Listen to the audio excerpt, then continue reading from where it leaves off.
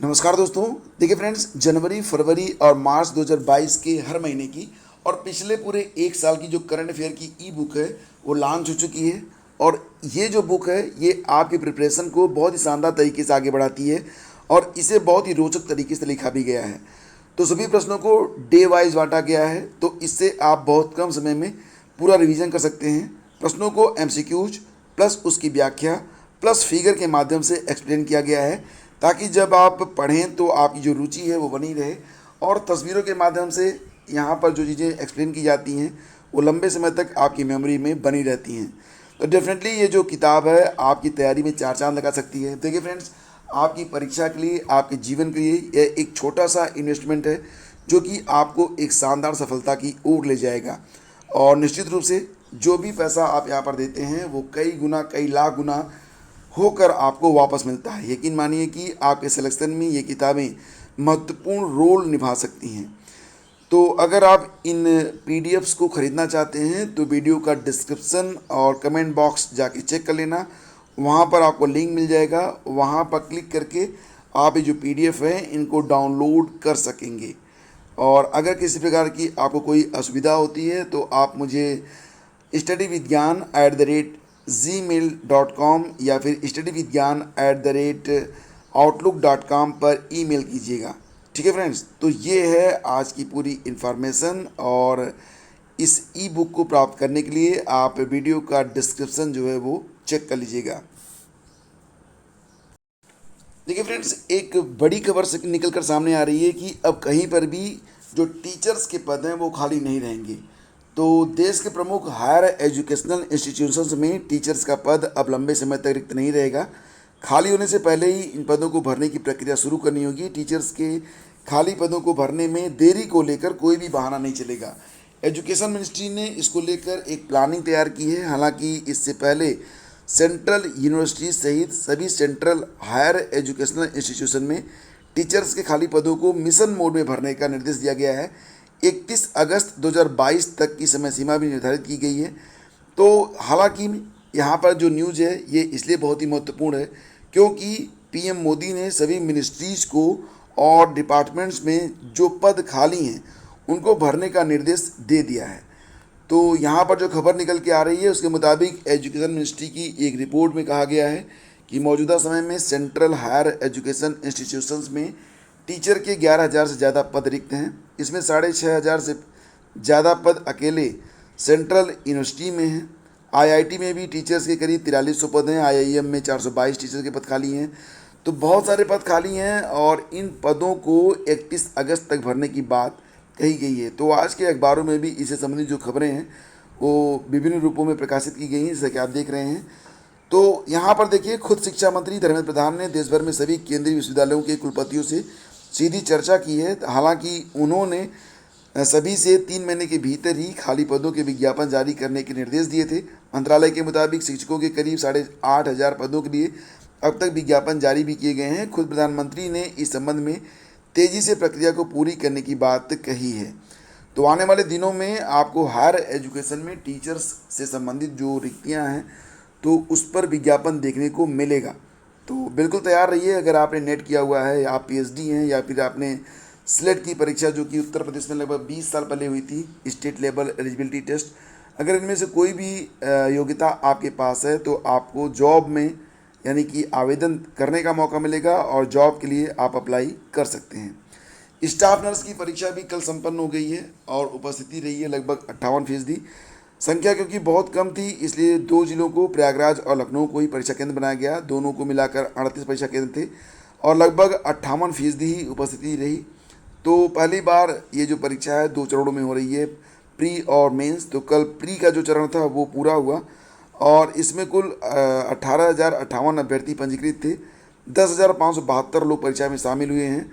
और यहाँ पर जो क्वेश्चन पूछे गए हैं उसके मुताबिक स्टाफ नर्स भर्ती के लिए पहली बार हुई प्रारंभिक परीक्षा में अभ्यर्थियों को सामान्य ज्ञान और हिंदी व्याकरण के सवालों ने उलझाया, लेकिन नर्सिंग से जुड़े सवालों ने राहत दी है। ऐसे में जिन अभ्यर्थियों ने सामान्य और हिंदी के सवालों को ठीक से लगा लिया होगा उनके लिए मुख्य परीक्षा तक पहुँचने की राह जो है वो आसान हो गई है। तो आज का एक वीडियो अवेलेबल होगा आज इसी चैनल पर, जिसमें हम जीएस के सभी प्रश्नों को डिस्कस करेंगे, क्योंकि ये प्रश्न आगामी प्रतियोगी परीक्षाओं के लिए भी काफ़ी इम्पॉर्टेंट हैं। और सरकारी स्कूलों में 6ठी से 9वीं तक के लिए जो दाखिले की प्रक्रिया है यहाँ से स्टार्ट हो रही है। ये प्रक्रिया जो है इसके लिए एक टाइम टेबल निर्धारित किया गया है। पहले चरण का जो पंजीकरण है ये 11 अप्रैल से 2 मई तक चलेगा। दूसरे चरण में पंजीकरण चलेगा 1 से 20 जून तक।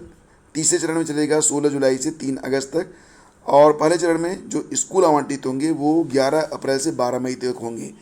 तो नई दिल्ली में सरकारी स्कूलों में कक्षा 6 से लेकर 9वीं तक के लिए दाखिला प्रक्रिया सोमवार से स्टार्ट हो रही है। दाखिला प्रक्रिया को 3 चरणों में बांटा गया है, जैसा कि मैंने आपको बताया।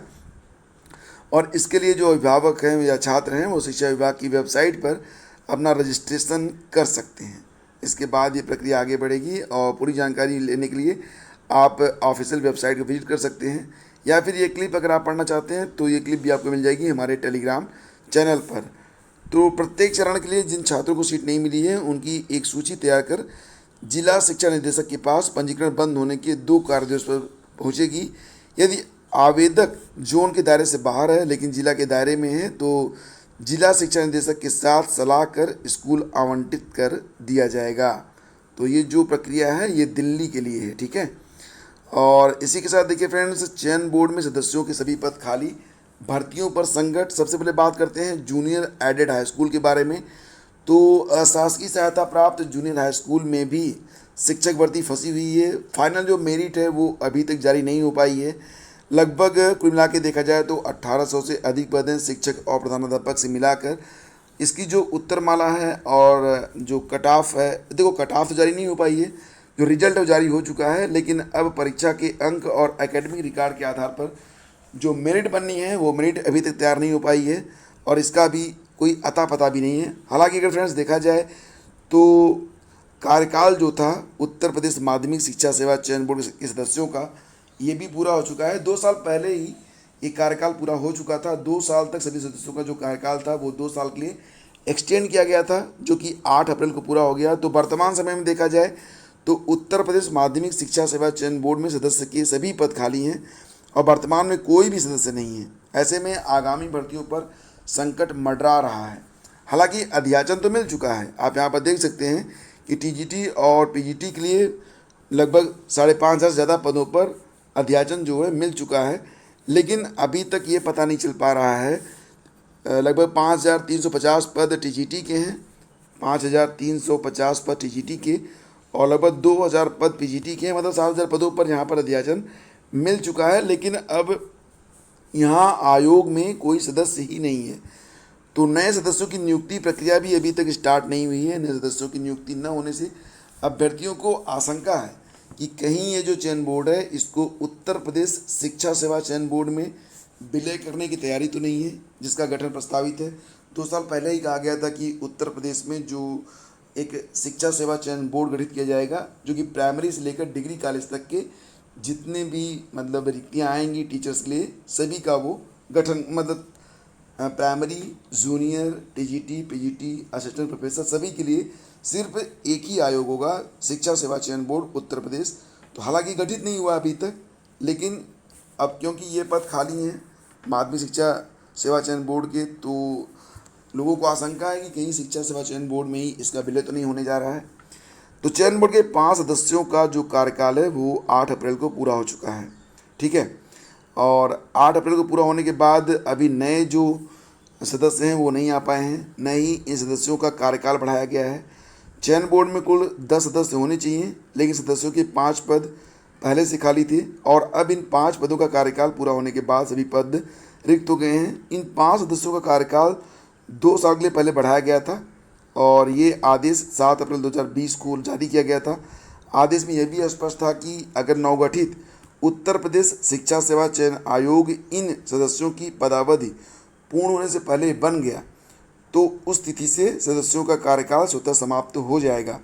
हालांकि अभी तक शिक्षा सेवा चयन आयोग की स्थापना नहीं हुई है और सदस्यों के 2 साल का जो सेवा काल था एक्सटेंडेड वो भी पूरा हो चुका है। तो अब देखना ये होगा कि सरकार अब क्या करने वाली है।